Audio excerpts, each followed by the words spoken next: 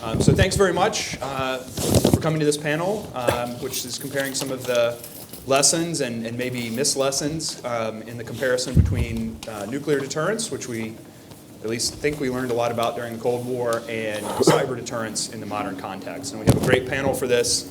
You have their bios, so I'm not going to give you an extended background, but it's a great cross-section of scholars with extensive policy experience as well. So I'm going to go in alphabetical order, because with this distinguished panel, there's no way to judge otherwise. So we'll start Professor Jervis, go to Herb Lin, and then Professor Nye. So hopefully they'll speak for about 10 minutes each-ish, and then we'll then open it up for discussion and questions, and want to leave plenty of time for that. So with that, I'll turn it over to Professor Jervis. Thank you. If I'm even less coherent than usual, it's because I have this bad cold. But as you can hear, that has an advantage. It has dropped my voice several octaves, so I sound authoritative. But don't be misled. This is a topic a lot of us have sort of chewed around the edges of, and I'm not sure any of us really have a full grasp on it. But anyway, for the next 9 minutes here is sort of some of my thinking. The first is the good news and the bad news. The good news is, and I'd be interested if either of my colleagues or Austin or anyone in the audience disagrees, the danger posed by cyber strikes me as much less than nuclear weapons. That is, with nuclear weapons, especially, once we grew the stockpile to a reasonable or unreasonable size by the mid-60s, we really are talking about the total destruction of civilizations as we know it, even if the nuclear winter argument was wrong, and I gather people still debate whether it's right or wrong. My understanding leads me to conclude that that just isn't what we're talking about cyber. I don't mean to say that we wouldn't get our hair mussed, or at least Herb and I wouldn't get our hair mussed, but it just isn't the same order of magnitude.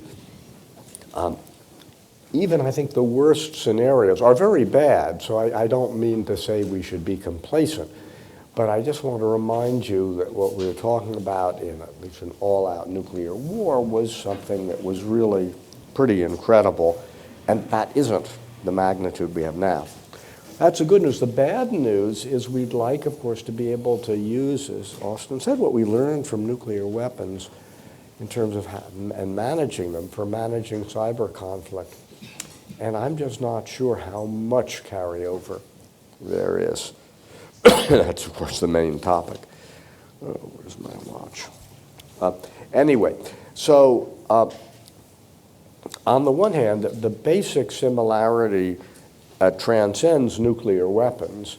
The basic idea of deterrence, which is that all the participants can restrain mutually destructive behavior by threatening to retaliate, and there's a world out there that's worse for all the players than a more restrained world, and that one can do that by making credible both threats and promises.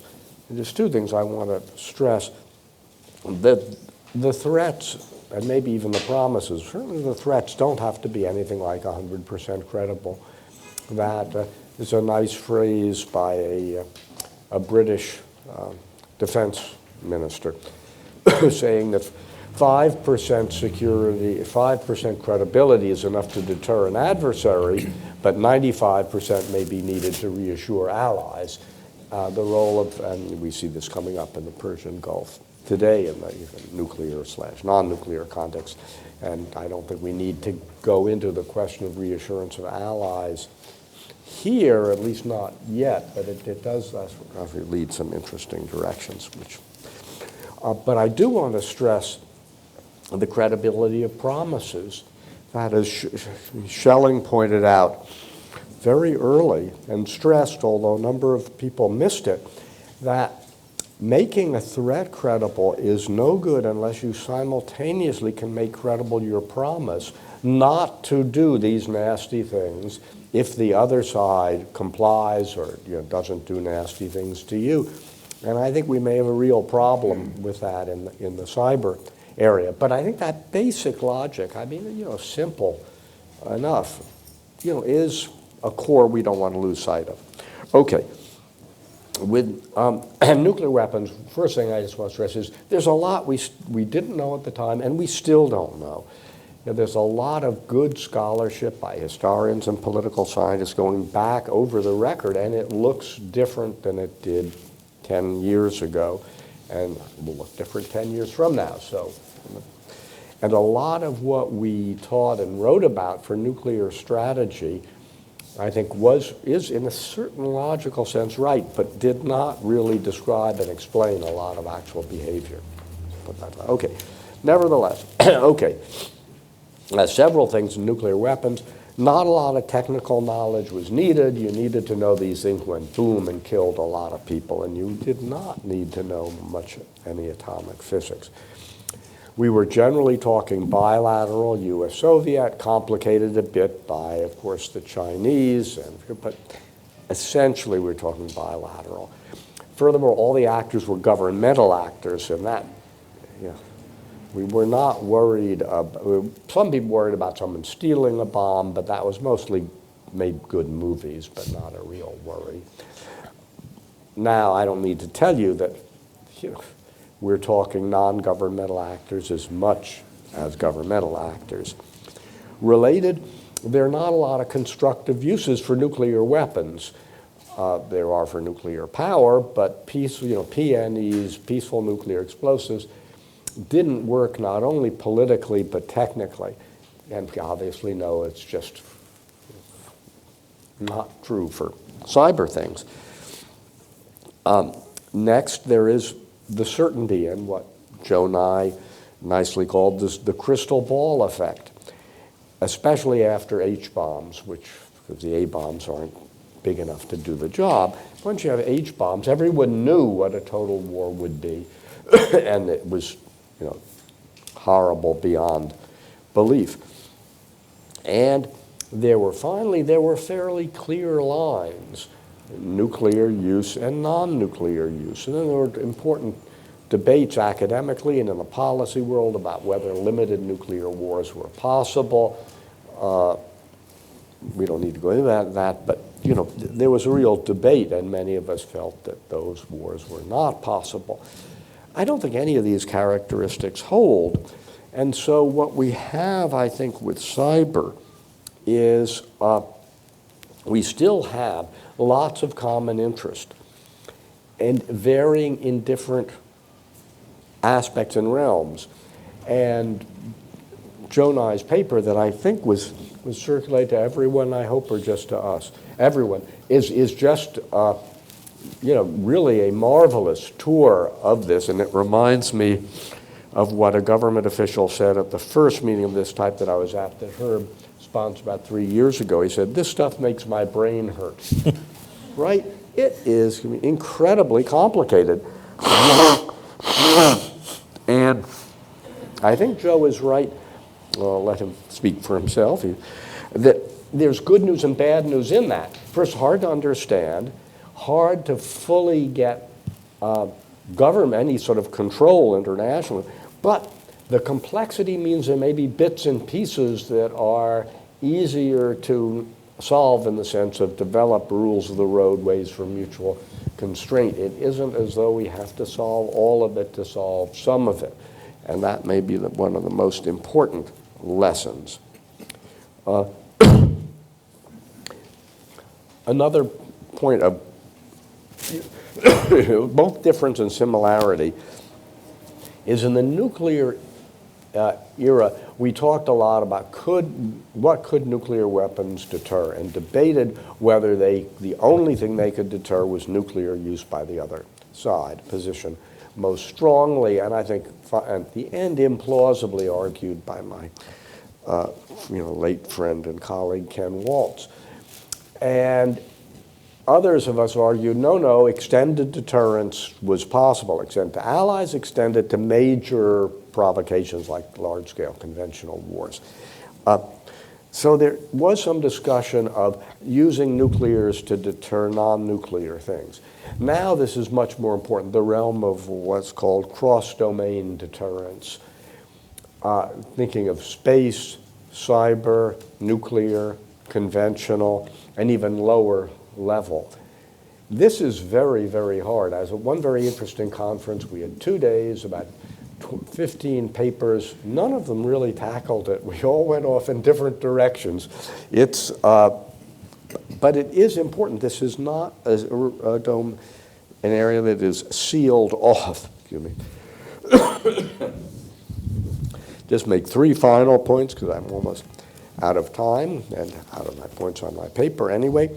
That the confusion here would be very relevant if we get into a cyber crisis. There's some big event aimed not at the heart of America, which is Hollywood, but at Washington or the power grid or one of those, where national level decisions are called for. And my guess is it'll be like stirring up ants in an anthill. I mean, everyone running around, but unlike the ants, not knowing what to do, because my sense, and Joe knows much more, and maybe even Austin comment from you, that this is very complicated, and the top level knowledge has got to be really limited. I mean, the president, the secretary of defense, secretary of state, and even the level 1 below, they can't spend hours trying to get their minds around this or thinking what they will do if certain things happen. And I think there would just be tremendous confusion in decision making. Finally, in this way, I'll see that one thing carried over from nuclear weapons is, does the offense or the defense have the advantage? And I think, again, there's some bad news, but a little good news. Yes, my understanding is for the foreseeable future, offense is easier than defense. That is, I just heard the end of the panel this morning. I couldn't make the other, but conventional wisdom, which in this case I think is right, is you can't get 100% protection. The bomber, I don't know what analogy we use, that the cyber bomber always will get through.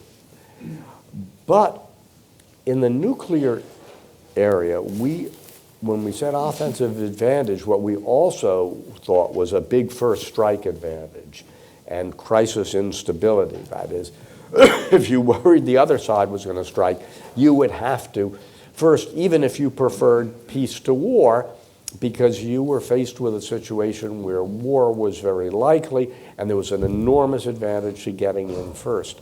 I'm not sure this is true in cyber. That is, if you worry that the other guy is doing nasty things, I hope, I'm not sure, the incentives to, in a sense, launch a lot of your stuff right away, I think are less.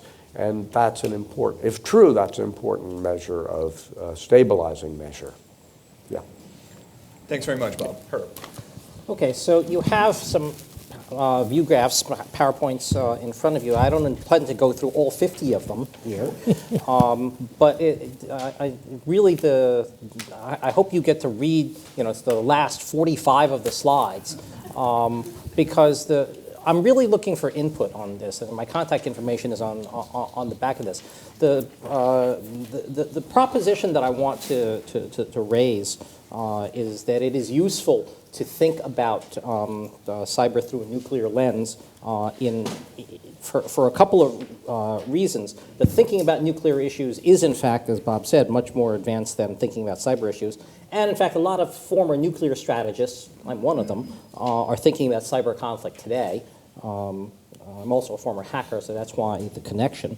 And so the question that I ask is, how does the conceptual framework that we built up around nuclear weapons, strategy, operations, acquisition, all that sort of stuff help us in thinking about cyber, given the reality, the fundamental reality, which, again, Bob alluded to, that cyber weapons and nuclear weapons are very, very, very different, okay? And so what my claim is that the same questions arise in both domains, but the answers are very, very different. And I just wanted to go through the four slides which take a possible question that arises in both domains and suggest how the answers are in fact different. But the questions are important. And the reason that it's important to pull out the questions is that when you talk to a nuclear strategist, what he knows and what he talks about is some mix of the questions and answers, and they aren't clearly separated in his mind. And what I hope to do is to be able to find a way of drawing on the insights of people who study nuclear conflict a lot to help in cyber in some systematic way. So the first question that I pulled out of my many, I've got a dozen questions for each domain, that's the back end of the 45 slides, is what's the nature of the escalation ladder? We talked about an escalation ladder in the nuclear domain. It wasn't, there was a point at which it was just one big bang thing, but then we talked about more graduated options and so on. And so the idea of how conflict would escalate in nuclear was relevant. And a couple of observations. In nuclear, nuclear domain, nuclear use comes after its conventional conflict commenced. Very few people seriously thought about this bolts from the blue. I know that was a scenario that people talked about, but nobody really took that seriously. I mean, other stuff was going to be happening. There was also the question of a failure of extended deterrence providing another path to escalation.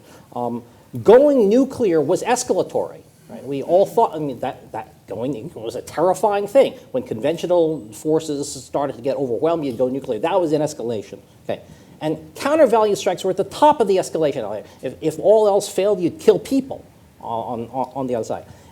In cyber, it's a very different world here. Cyber comes in the early stages of the conflict. That's what the logic of it suggests. It's before kinetic war. Maybe it's the prelude to kinetic war, it's a softening up, or something like that, but it happens before you see any operations at all. In principle, cyber is just another weapon to be used by the US military. The idea is to try to get it integrated, but it's got this other funny characteristic that it too, for certain operations, requires NCA, the presidential authority to do. See the reported the alleged release of PPD-20 in the Snowden documents.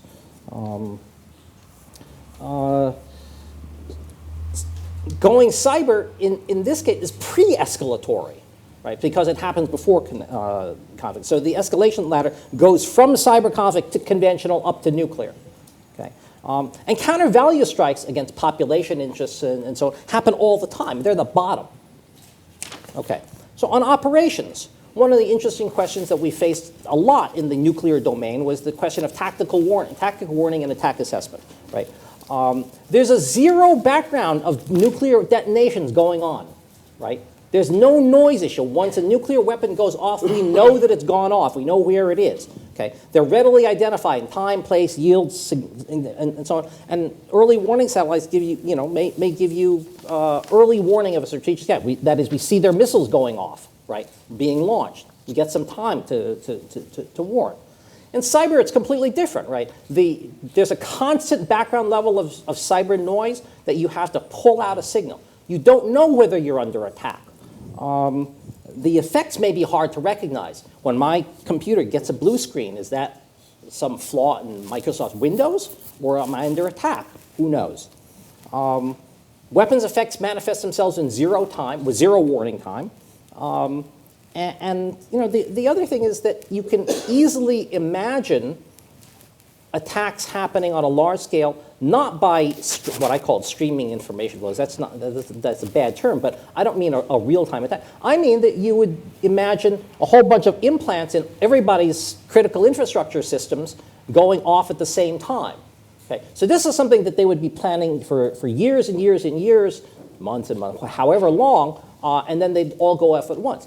It's the equivalent of, it's ridiculous to think of in the nuclear context, that you would smuggle in thousands of nuclear weapons into hundreds of nuclear weapons in the United States, pre-implant them, and then detonate them all at once. That's the analogy, but nobody ever worried about that in the nuclear domain.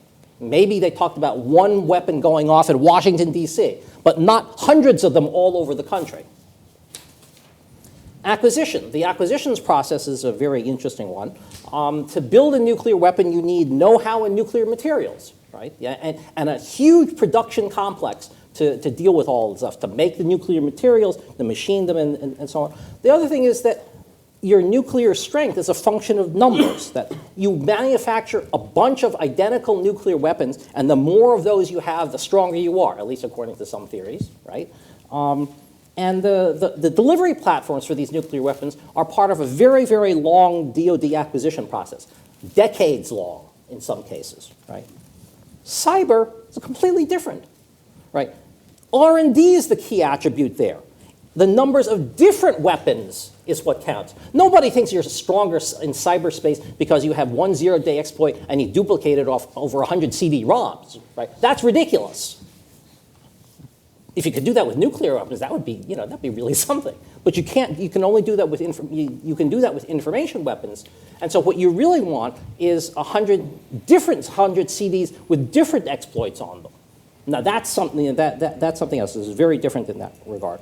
And I would make the argument here that you would want, and some DoD writing does seem to suggest this, that you want delivery platforms to be manufactured sort of as part of the operations maintenance process, not part of the procurement process.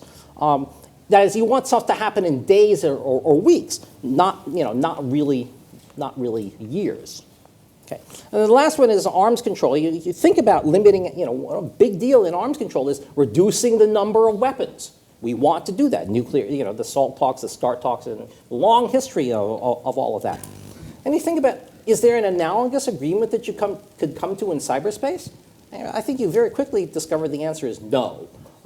There's no possible way to think about no development or acquisition of offensive capabilities in cyberspace, right? That's sort of the equivalent of that. You can't possibly verify it. You can't limit the number of zero-day vulnerabilities that somebody collects. Penetration testing really is the only way to validate defenses, so you have an actual need for those. And there's no government monopoly on any of this stuff, on attack technology.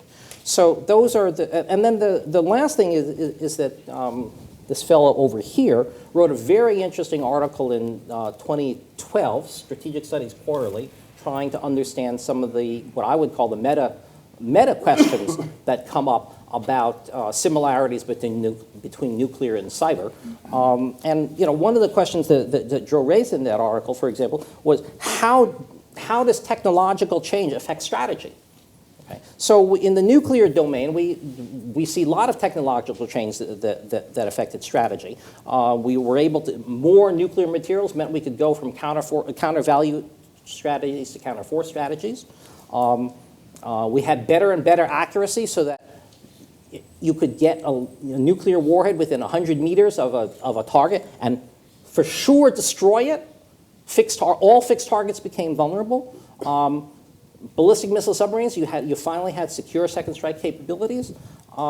Big deals in the nuclear business. In cyber, there are also major technological changes afoot that we need to consider. Growing user bases in Africa and Asia, Internet of Things going on downstairs, social networking, cloud and mobile computing. Most of the world now accesses the world through mobile computers, handsets. Possible quantum computing makes the current infrastructure for securing the internet potentially vulnerable. How we get there, not clear. Many more opportunities for vulnerability and lots of noise in where to hide your attacks. Anyway, so those are the ends that's the end of my talk. There are all sorts of things in here that I wish you would read, and I really would like it if you have other questions that come up that you can think of, to send them to me, and I'll give you credit in the paper, and we can talk about them. I'd love to hear what you have to say about that. Thanks very much, Herb. Joe. I'm going to, first of all, I agree with what Bob and Herb have said, so there's not going to be contention, but what I'll do is take my 10 minutes and divide it in half. In the First, I'll talk about a couple of lessons that grow out of the paper that Herb mentioned that it was titled Nuclear Lessons for Cyber, but I won't rehearse it all. And then I'll take the second 5 minutes to talk about deterrence in cyber, and particularly cross-domain dimensions.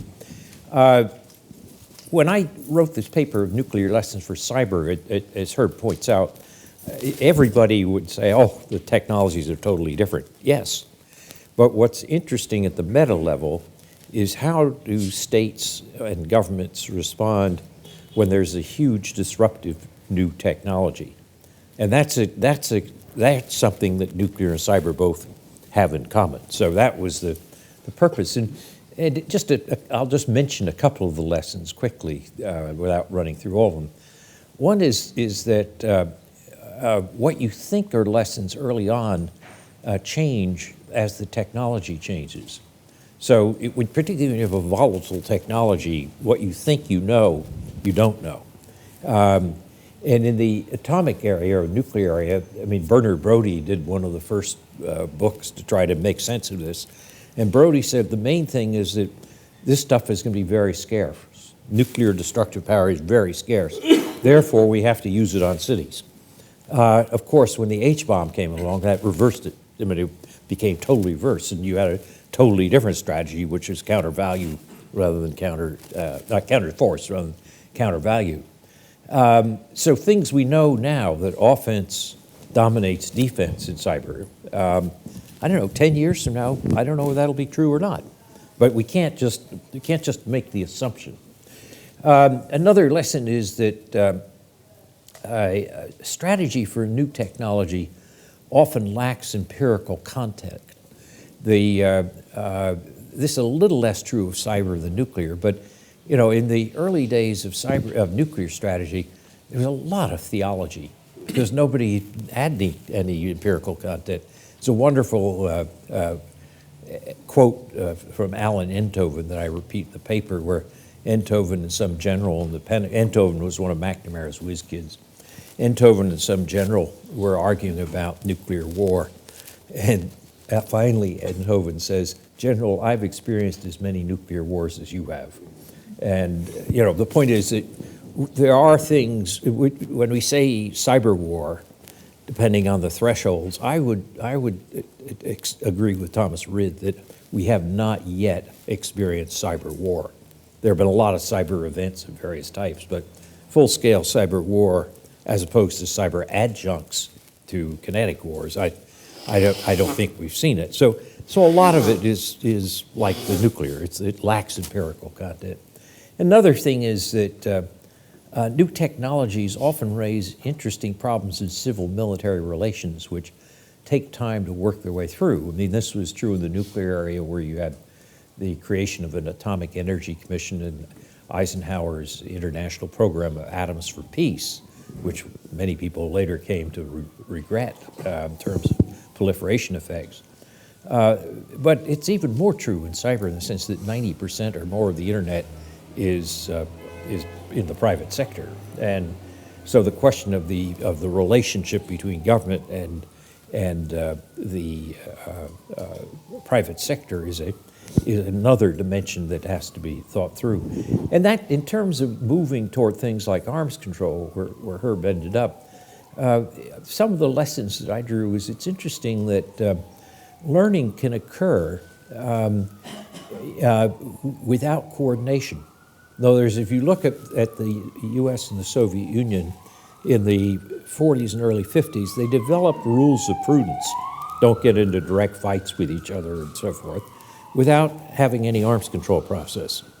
And another thing that's interesting is that learning is discontinuous and lumpy and slow. It's not a linear process. It's interesting that it took about from 1945 to 1963, 18 years, before you had an agreement between states, and it was in what you might call the environmental area, the Limited Test Ban Treaty, and it took another 5 years to 68 until you got the Non-Proliferation Treaty. And that leads me to a third lesson, is that maybe when you're thinking about beginning arms control, In cyber, you might say, what do you notice about those two things where learning occurred in nuclear, besides that it took about as long in nuclear as where we are in cyber since the takeoff of the searchable web? And that's begin your arms control efforts with positive sum games. And both the Limited Test Ban Treaty and the Non-Proliferation Treaty were one a game against nature and the other a game against third parties, which might tell you something about where you'd want to focus first efforts on arms control in cyber, for example, cyber crime. Anyway, those are some thoughts about lessons from nuclear to cyber that are, I think, worth thinking about. Now, let me say a couple of words with the time that I have left about deterrence in cyber. First of all, deterrence ought to be thought of in a cross-domain or broader than cyber domain context. If you think about it only inside cyber, computer to computer, you're missing something. So that when we think of deterrence, we often think of nuclear deterrence as based on denial and punishment. Denial is if you have very good defenses, punishment's the obvious one. But there's a third dimension of deterrence, which I think is particularly important in cyber. That's entanglement. Sometimes people will call this self-deterrence, but it is extraordinarily important. If you ask, why have we not seen cyber war? It's partly because we don't know the full collateral effects of what it would be to have a cyber attack. Or that Paul Bracken this morning mentioned in the financial area, why doesn't China dump dollars? He said in war games they don't, but they shorten the time horizon of the yield. But there is a real world example. In 2009, the PLA was angry at the Americans selling arms to Taiwan, and they recommended to the Standing Committee that China dump dollars. And the Chinese central bank said, not on your life, because of the damage it'll do to our economy. So that's self-entanglement. So you say, why doesn't China bring down the American grid over the Senkakus or Diaoyu Islands?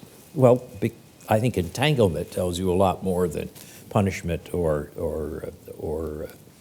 denial. But entanglement is outside the cyber domain. So as you think of deterrence, think of it in a broader context.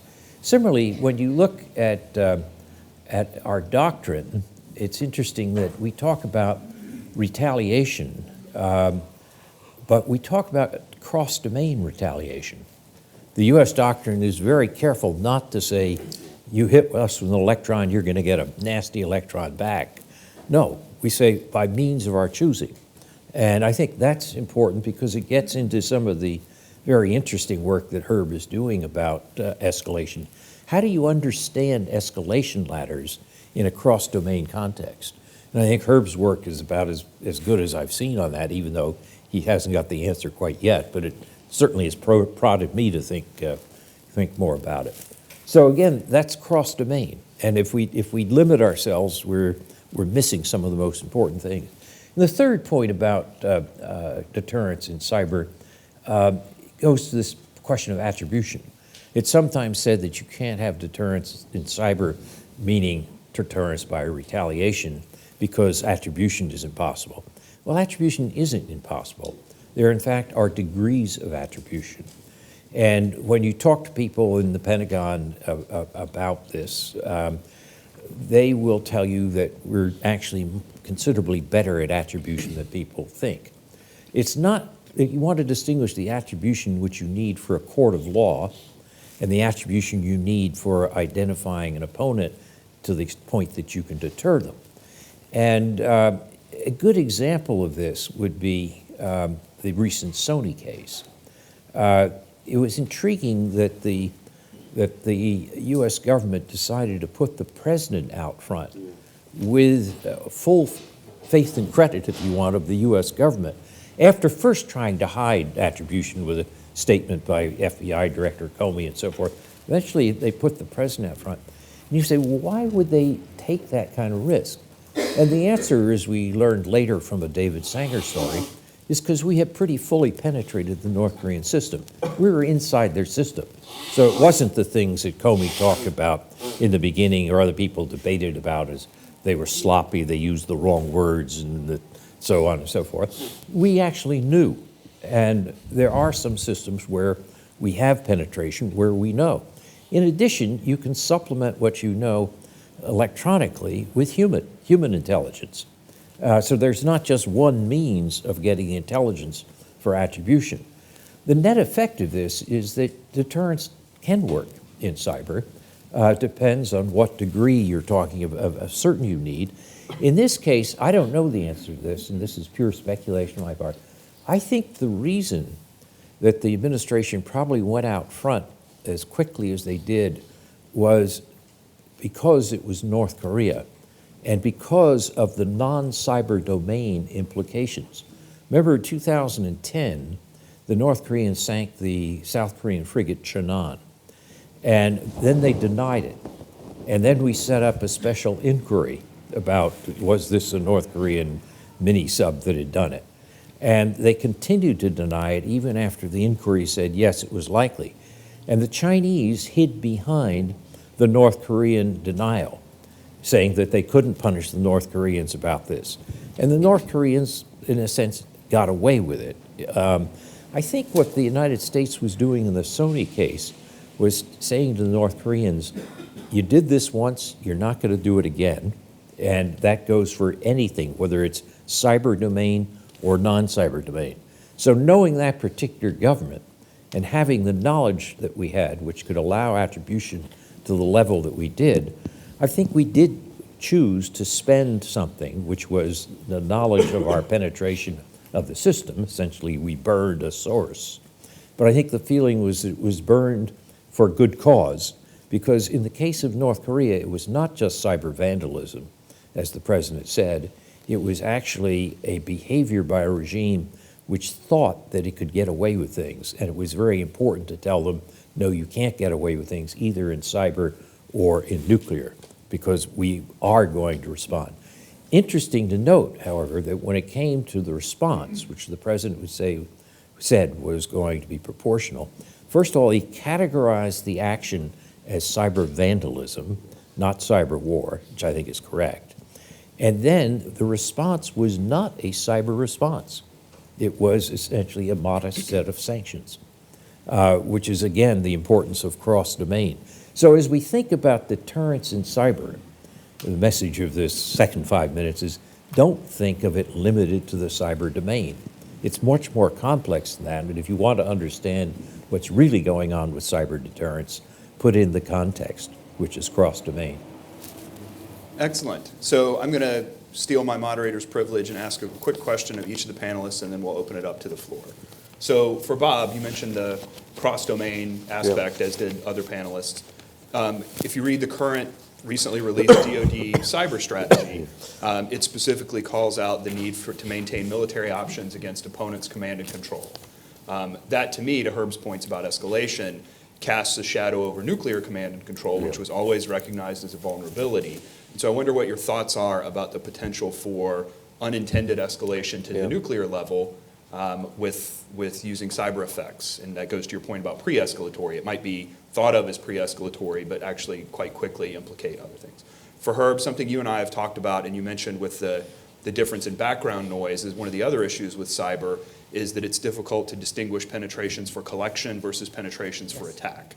And so I wonder if you'd reflect a little bit on how we might deal with that in a deterrent sense, because in crisis, as you and I have talked about before, the need for intelligence goes up, and so the desire to penetrate might go up, but it might be misinterpreted as an escalatory cyber action.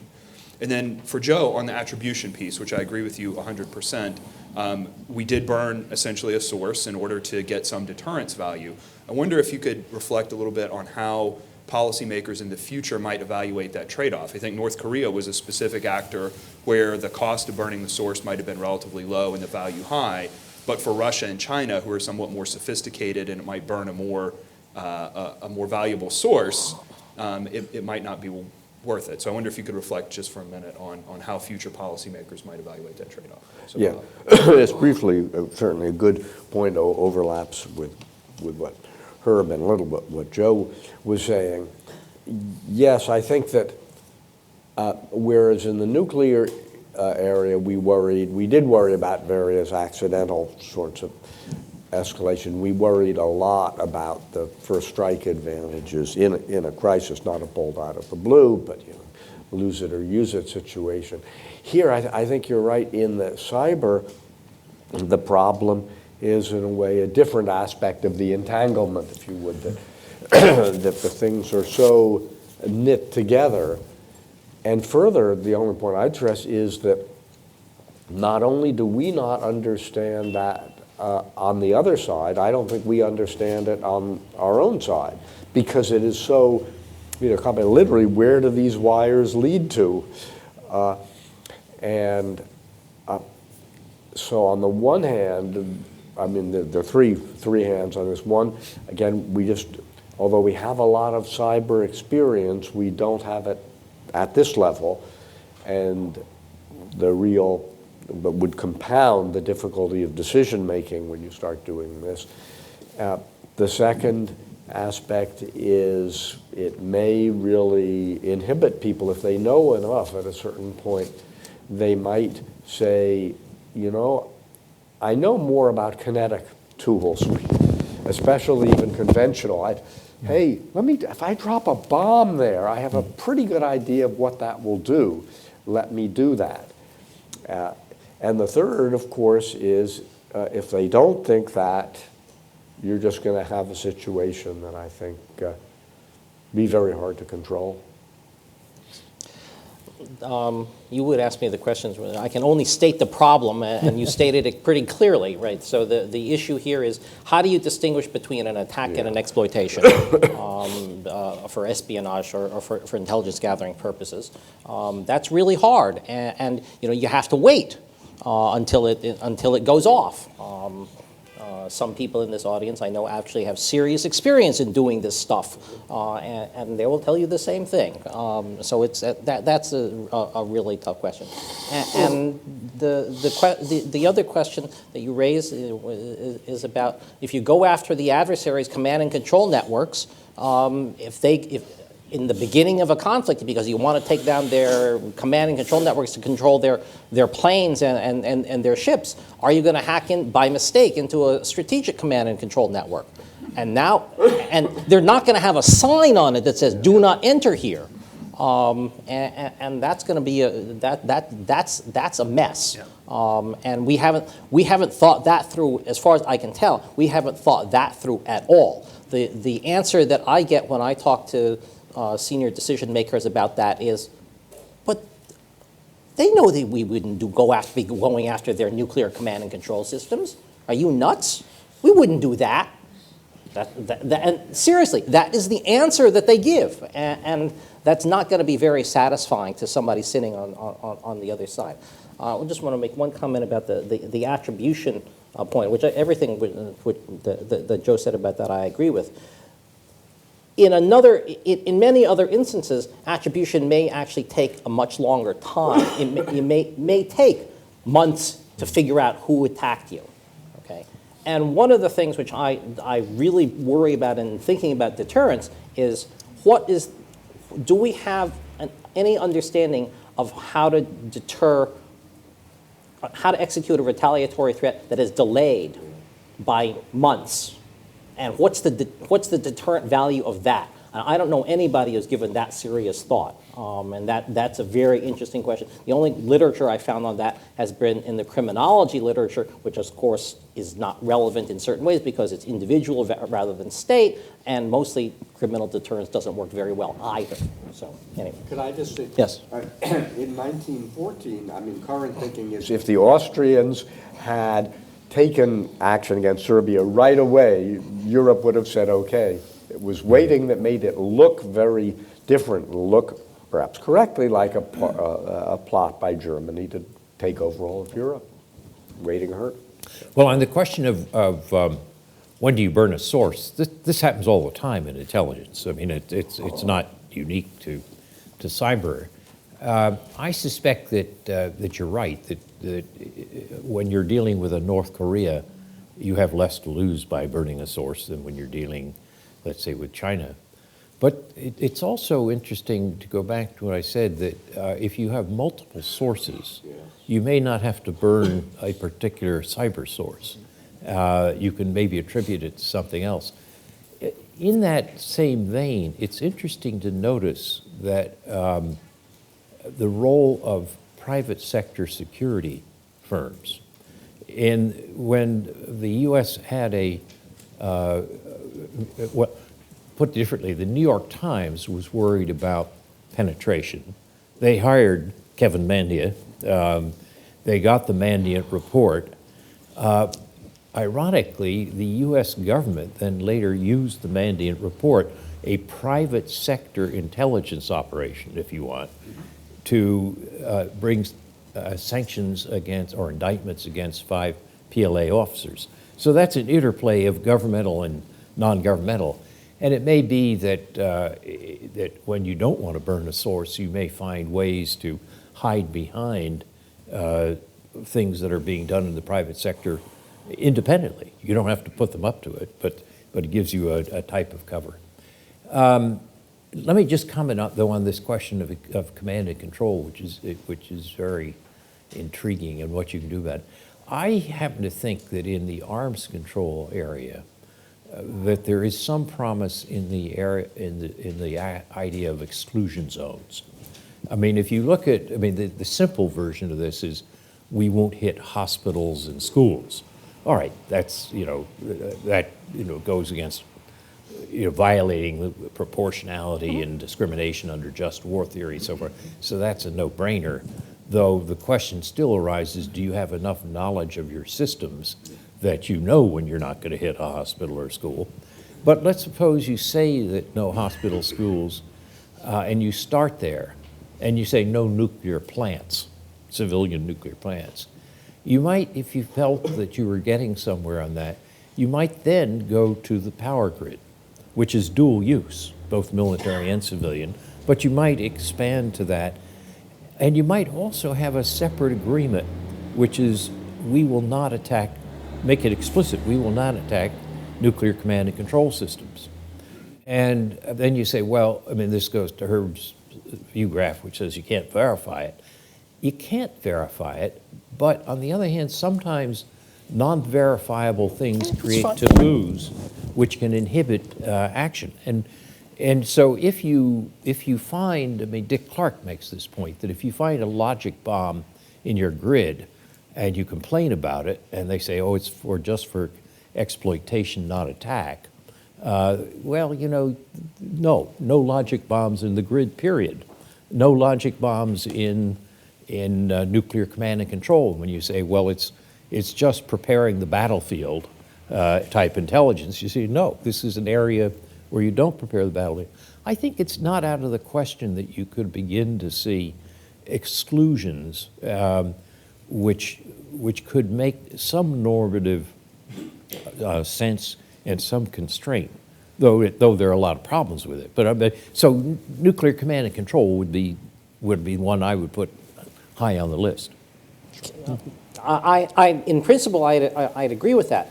But the problem comes in when the nuclear and the conventional command and control are intermingled. Mm-hmm. And if you have a separate nuclear command and control system, absolutely, you can imagine that, and I would support an agreement to do that. But when they're intermingled, that's which very is hard, true of right? space assets. If the same satellite is doing Right. is doing both, so you're right. It's not easy, but you might say if I know that a certain satellite is actually being used for both, I will not attack it. I don't know, but it is complicated. And the final point before I open the floor is what becomes really worrying for me in an accidental sense is if in a crisis a potential adversary experiences command and control problems that are not caused by cyber Right. attack and yet interpret it's that way. Yeah. So suddenly ballistic missile early warning systems go on the fritz in a crisis and you think it's a cyber attack when in fact it's not. Okay, if you could, when I call on you, would you just briefly introduce yourself? So I'll start with Jason. Okay, yeah, thanks. Jay Healy from Atlantic Council. What really is worrying beyond nuclear is in U.S., Russia, it's India, Pakistan, and kind of Iranian nuclear capability and tell Israel not to go into that command and control. It's just not going to happen. So it's the minor players that worries me more. I'm really happy about. I love the discussion, and I love Sackler came out and talked about the little green men. You know, General Breedlove, we're not fooled by these little green men. The same process that he knew what was happening in Crimea is the same analytical process you go through for attribution. So I hope that having gone through that, we can learn better. And I love, Joe, your point about the modality. I mean, I think so many of the questions that you're looking at now, Herb, are confusing because cyber has been so monumentally inconsequential. And in a strategic sense, it hasn't made any difference in a conflict that I can find, and that's what makes it confusing. If it ever were to start killing people, I think a lot of these veils would disappear. But what worries me is that deterrence might be the wrong concept to come into. I find the people that I have the most frustrating discussions with, we'll talk about Sun Tzu or Clausewitz. When people are quoting Schelling and Kahn, we have a much better conversation. But I'm worried if we're actually talking about stability in a sense. You know? A lot of the nuclear deterrence was about restraint, mutual restraint to some degree. And when I have deterrence conversations in DC, deterrence is an element of superiority. We want to be able to completely do the stuff that we want, and we want the other side to not be able to do what they want. And there's some limiting on that, I mean, but to a significant degree. And so I've really been driving in, well, let's look at stability rather than deterrence in this, because we're in a security dilemma, right? We see what the other side's doing, we see that as aggressive. They see what we're doing, they see that as aggressive. And we're now into this continual spiral escalation. And the more we say we need, I've been calling it the Cartwright conjecture, who says we need to be being feared will lead to better national security outcomes. But if you're in a security dilemma, then being feared leads to worse national security outcomes. So am I wrong? Is deterrence really the right way to think of this? Or we need to start getting into some of those other things? And we should be talking Jervis, not and Waltz and others, not just Schelling and Kahn. Well, I do think one really big question is, what are we willing to give up? And I don't think that's really been faced. And part of the difficulty in discussing it outside of in forums like this, or for most of us, is we don't know what the U.S. is capable of doing, or is doing, or has done. And my understanding is, this stuff is so sensitive, it's just super compartmentalized. And, I think that's an enormous problem even for the people in Washington who have to understand the situation and try to figure out, what others have done and why they've done it. That they don't know, what we've done, and I don't know, I'd be very interested in Joe, who of course knows this much better than I, if the government is organized in a way that allows for a sensible discussion of what have we been doing, what are we willing to give up, because the people at the highest levels can't know all the details and get much below that, and it's so fragmented that you can't run the process. To some degree, Stuxnet and Snowden both showed what we were willing to give up, right? I mean, after Stuxnet, we saw nothing. We saw no reason to not do that again. And after Snowden, we had an opportunity for the president to say, let's stop doing some things. And we only saw... And he didn't. Yeah, right, Yeah. exactly. I mean, just on the margins a little bit. Yeah, it was quite popular a few years ago to talk about cyber superiority. I think that's a snare, a real misleading concept. But the argument is, if you have a strong enough offense, what you can do is deter by the threat of your offense. And then you also increase your resilience so that you have deterrence as well as retaliation, and that will give you overall deterrence. But I think Jay's point, which is, as you know better than anybody, it doesn't produce crisis stability. And so I think the idea of having talks about things like exclusion of command and control, these are ways to try to get some rules of the road analogous to what the U.S. and the Soviets did early on, which are designed at crisis stability. And they don't have to be terribly verifiable to have that beneficial effect. So I'll just make a quick remark, and this goes to Bob's point about, do we actually know what we think we know about the Cold War? the U.S. actually didn't really exercise restraint during the Cold War. We said we wanted stability, but if you look at what we actually did, particularly from the late 70s to the end of the Cold War, we strove mightily to hold the Soviet deterrent at risk. And Herb mentioned nuclear submarines as a secure second strike. We spent vast sums with great success to hold SSBNs at risk. We spent a lot of money to hold mobile missiles at risk. Even though, you're right, at the time we were like, oh, stability is a good thing. But in fact, we worked very hard to make instability, and there's evidence that there was some success. So I don't disagree with you about what the policymaker mindset in DC is. I just don't think I think it's more rather than less similar to what we did with nuclear forces. And to Bob's point about fragmentation, it's very clear that it's hard to talk about cyber below the level of, say, the vice chairman of the Joint Chiefs. Because most of these programs are so compartmented. I had one war gamer at the Pentagon tell me, we basically treat it as magic fairy dust because we can't talk about actual capabilities and programs. And Dick has a two-finger on this, so go ahead. Yeah, just to take that point further, I think part of the problem with all of this analysis is the tradition in academic deterrence theory of assuming a sort of unitary deterror. I don't know if this is working. When part of the problem is there's a certain degree of incoherence and division within the real world establishments involved in all of this. The question about would anybody be interested in attacking command and control? And Herb said, well, it must be obvious we're not. There'd be plenty of people probably on both sides who say, you bet! And each side, if they're very savvy, will be sensitive to that. I mean, the civilians in the Carter administration who put over the LRTNF decision didn't think the Pershing II was really meant to decapitate Soviet leadership, but it is no accident that the Soviets saw it that way. And with cyber, probably this problem, I imagine, would be aggravated in the sense that there's more of a chance for multiple centers of power in the system to have leverage on all this. Thanks very much. Okay.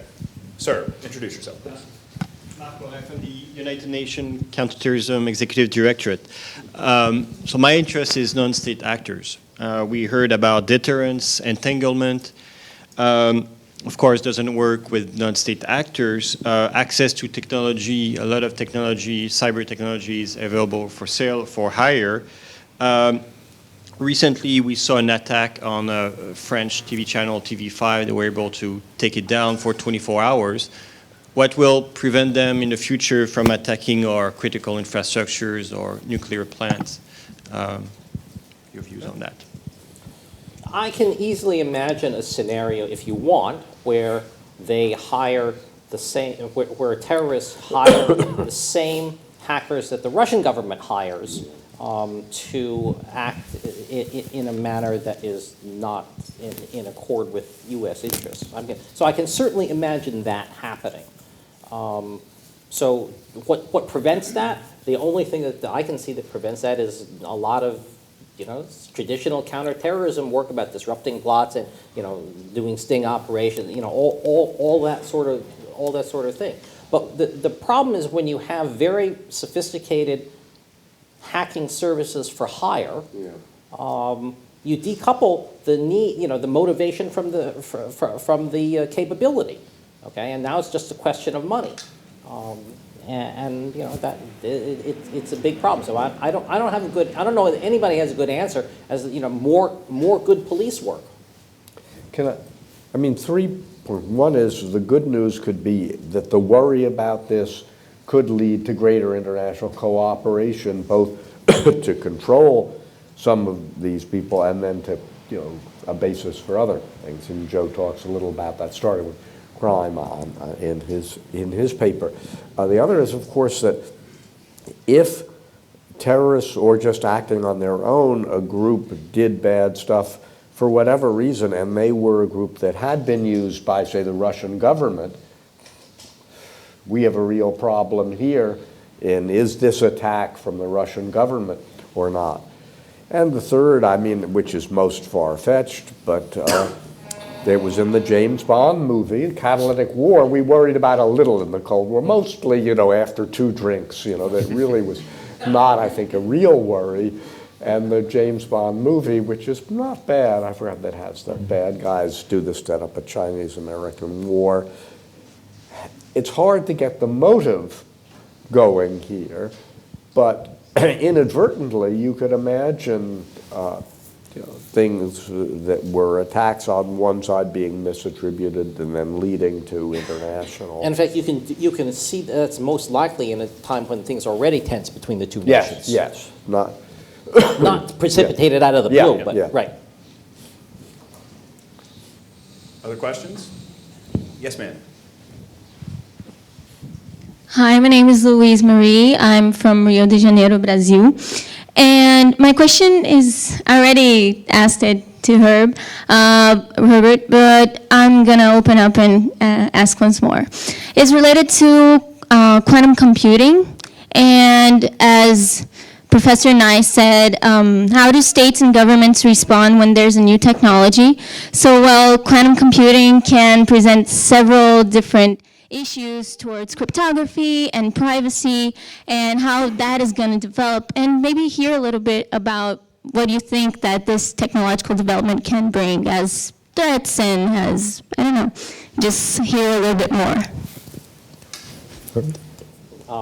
I'll give you the answer that I gave you before, which We'll give it to is all that of us. the quantum computing is a technology that is under development now.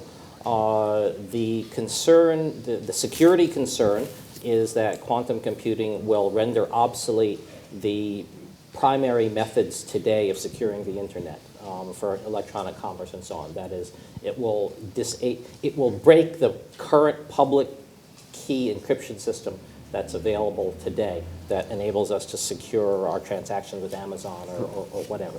Okay, that's the concern. Why, I'm sorry, I just don't, because it just allows. Because it basically, but what it does, what quantum computing does is it essentially, it allows the factoring of very large numbers very quickly in a way that right now the technology is based on the fact that it's very, very hard to factor large numbers quickly. And quantum computing threatens, if it works, to be able to do that much more quickly. I mean, by much more quickly, I mean many orders of magnitude more quickly. That's the key.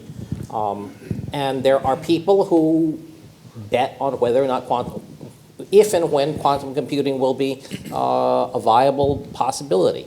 My own personal judgment is more pessimistic than optimistic about that, but I'm easily wrong about that. And I think that in 15 years it won't be around. But 15 years is not a very long time to actually start planning things.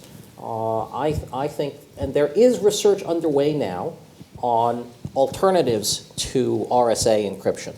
And that's a fairly robust field and so on, and people do understand. What they don't know is how to turn that into a viable infrastructure.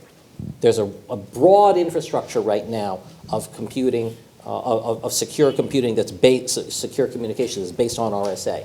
And nobody has any plan at all for deploying a new system about that. I mean, there's no transition planning underway that we can tell. So.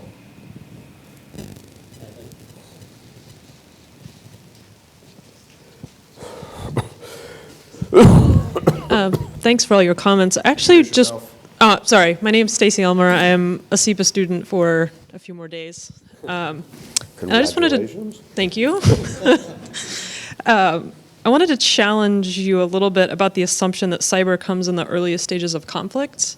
Wondering if that is an assumption because that's how we conceive the use of cyber now, or if we can actually conceive a circumstance where there is a conventional war that is then escalated by the use of cyber, and if that then changes sort of the paradigm for deterrence. It's absolutely a fair comment.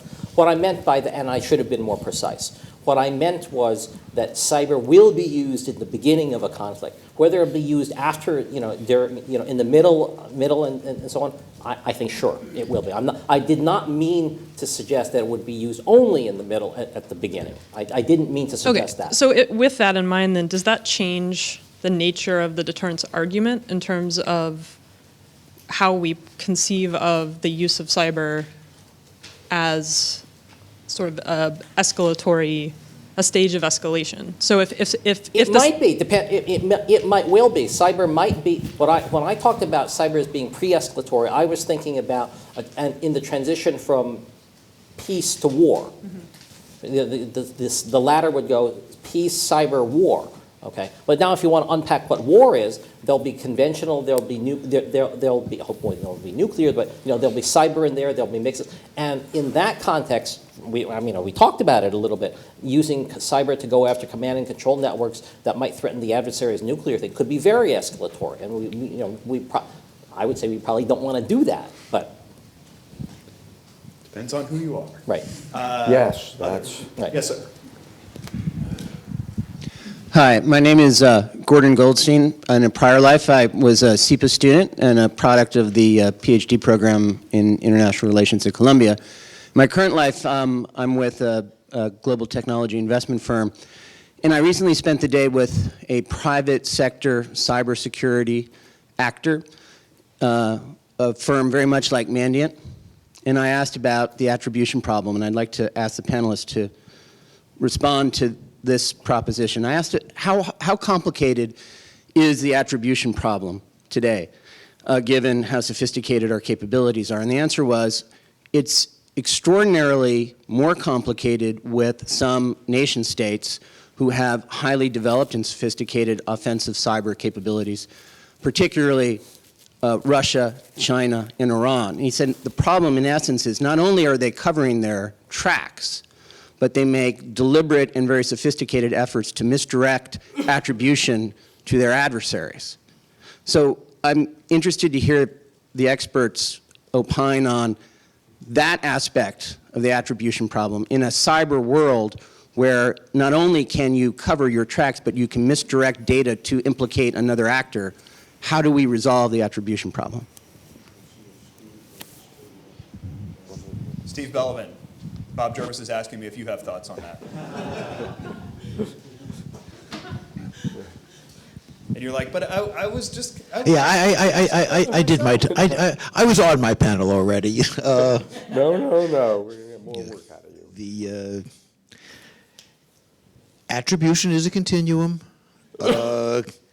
I think the most important thing to remember about attribution that too many purely technical cyber people miss is that it's not a purely technical problem. You don't just look at IP addresses, you look at patterns, you look at techniques, you look at other sources of intelligence that you can bring to bear on what's going on. And if you don't take that larger view, you're not going to get the right answer. Unfortunately, the other sources of intelligence part is the kind that's most sensitive, hardest to use publicly, especially in an era when people distrust what is coming out of more or less every government worldwide. So, people can hold a mental view that the NSA has penetrated every router on the planet and look at every bit of internet traffic. So, but we don't believe them when they say, we saw this coming from this country. So take your choice. So let me build on what Steve said there, because the point that he makes is absolutely essential to understanding attribution. It's an all-source problem. Okay? It's not just a technical issue. If you just look at the forensics, the bits from a computer that's been attacked, and all you look at is just the information from that attack, I dare say attribution is going to be damn near impossible. I mean, I don't think, it's just out of the blue. There's some funny stuff there, and I'm not allowed to reference anything else, okay? Yes, that's hard. But once you start looking at historical patterns, once you start thinking, using your spies and your signals intelligence and so on, you get a better idea. By the way,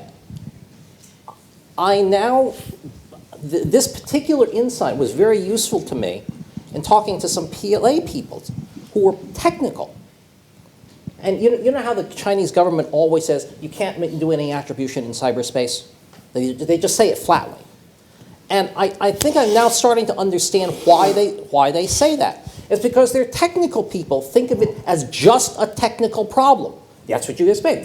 And they told me, we don't know about intelligence. We just know about the computers. They were open about that. And so you can imagine a bureaucratic process in which the guys at the top send a question down and says, can you do it? The answer is no.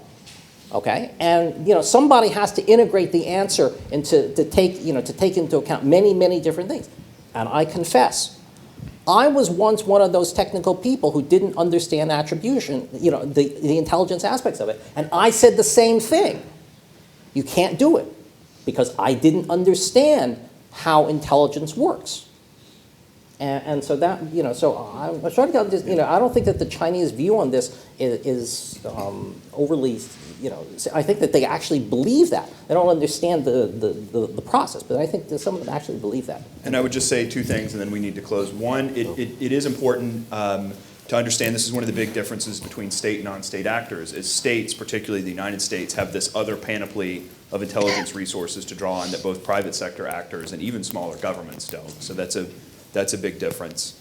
And then, the other is, you really have to think about the all source problem as the answer. And when you sort of get to that point, echoing Herb, Russia and China are a harder problem because they're not only more sophisticated in the cyber realm, but they're in many cases more sophisticated in the general counterintelligence realm. And so that makes the problem harder in two ways. Okay, well, thank you very much. We could probably talk more, but I know Professor Nye needs to go, so just a round of applause.